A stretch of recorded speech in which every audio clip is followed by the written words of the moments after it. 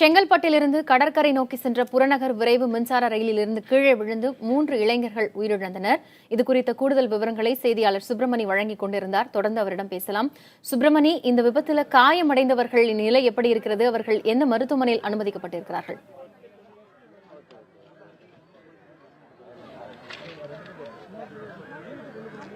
இந்த விபத்தில் 4 பேர் காயமடைந்திருப்பதாக காவல்துறை தரப்பில் தெரிவிக்கப்பட்டிருக்கிறது. அதில் 2 பேருடைய பெயர் விவரங்கள் மட்டுமே கிடைத்திருக்கிறது. அதாவது ஒருவருடைய பெயர் மதுசூதனன், இன்னொரு பேர் கோபிநாத் என்பது தெரிய வந்திருக்கிறது. வழக்கமாக இந்த ரயில் மின்சார ரயில் 8:20 மணி அளவில் பெருங்குளத்தூரில் இருந்து செங்கல்பட்டிலிருந்து புறப்படக்கூடிய ரயிலாக விரைவு ரயிலாக இருக்கிறது. ஆனால் காலதாமதமாக இந்த ரயில் புறப்பட்டு இருப்பதாக அதில் பயணம் செய்த பயணிகள் தெரிவித்திருக்கிறார்கள்.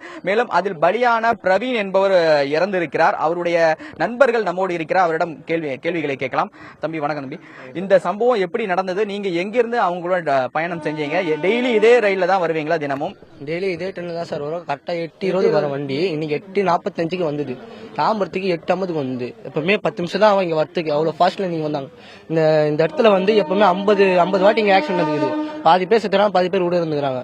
இந்த மாதிரி இந்த அந்த தகர ஒரு 4 இன்ச்சு தான், ட்ரெயினுக்கும் அதுக்கும் 4 இன்ச்சு தான். 4 இன்ச்சு ஓட்டத்துல அந்த இடத்துல போஸ்டர் வச்சுக்கிறாங்க. கவர்மெண்ட் தூரம் சரி பண்ணல. எத்தனை வாட்டி அடிப்பட்டதும் சரி, கவர்மெண்ட் பார்த்துட்டு தான் போறாங்க, சரி பண்ண மாட்டாங்க. இந்த மாதிரி 2 உயிர் போயிடுச்சு. 2 உயிர் யார் சென்ட்ரல் கவர்மெண்ட் பதில் சொல்லுமா? சொல்லாது. பெத்தவங்க யார் பதில் சொல்றது? நாங்க தான் பதில் சொல்லி ஆகணும். அவங்க யார் எங்களுக்கு தான் ஸ்டேஷன்ல புடிச்சு கொடுப்பாங்க. படிக்கட்டுல பயணம் செய்யக்கூடாதுன்னு சொல்லி காவல்துறை ஏற்கனவே சொல்லிட்டு தான் இருக்கிறாங்க. இந்த சூழ்நிலை எப்படி இது பண்ணுவீங்க? கூட்டமாகுது. அதுக்கு டைமிங் வந்தாலும் நாங்க அடுத்த வண்டியில ஏறது. லேட்டா வந்தனால இந்த வண்டி ஏறோம். அப்படி நாங்க ஒரு நாள் லேட்டா போயிட்டு ஆபீஸ்ல 1000 ரூபாய் டெபிட் போடுவோம் சார். 1000 ரூபாய் டெபிட் போடுவோம். அந்த டெபிட் வாங்க நாங்க என்ன சாப்பாடு சாப்பிடுறது, என்ன வேலை செய்யுது? நீங்க இந்த ஏரியாவை சேர்ந்தவங்க? இந்த விபத்து அடிக்கடி நடக்குதுன்னு சொல்றாங்க. எப்படி எது சொல்றீங்க? இல்ல, ரேர் சார். அடிக்கடி வராது. எப்பாவது இந்த மாதிரி ஒட்டு மொத்தமா 8 பேர் வர மாட்டாங்க சார். இப்பதான் வந்தது. இப்பதான் சூழ்நிலை ஃபர்ஸ்ட். இதுக்கு முன்ன ஒருத்தரோ 2 பேரோ ஏதாவது எங்க தூரமா இருப்பாங்க. இது இன்னைக்கு டுடே இந்த சம்பவம் இன்னைக்கு தான் வந்தது. 8 பேர். எப்படி நடந்தது? எப்படி வந்தது எனக்கு தெரியாது. எல்லாம் போஸ்ட் கம்பத்துல டச் ஆயிடுச்சுன்னு சொல்றாங்க. 2 டபுள் போஸ்ட் கம்பம் இருக்கு சிக்னல், அதுல டச் ஆயிடுச்சுன்னு சொல்றாங்க.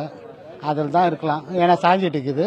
அதே இடத்துல தான் சம்பவம் ஆயிட்டு இருக்குது. அடி எப்படி அதனால சார் பேக் மாட்டி இந்த அடி எப்படி பட்டுதுன்னா, ஒருத்தன் உயிந்து ஒருத்தன் தட்டி லைனா 4 கம்பார்ட்மெண்ட்ல கீழே விழுந்துக்கிறாங்க.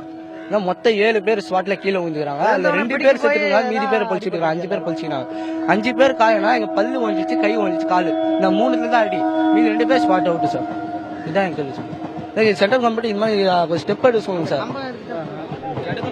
இந்த சம்பவம் குறித்து முதல் கட்டமாக எழும்பூர் ரயில்வே போலீசார் விசாரணை மேற்கொண்டு வருகிறார்கள். காயமடைந்துள்ளவர்கள் குரோம்பேட்டை அரசு மருத்துவமனை சிகிச்சைக்காக அனுமதிக்கப்பட்டிருக்கிறார்கள். இறந்தவர்களுடைய உடல் பிரேத பரிசோதனைக்காக ராஜீவ்காந்தி அரசு மருத்துவமனை கொண்டு செல்லப்பட்டிருக்கிறது.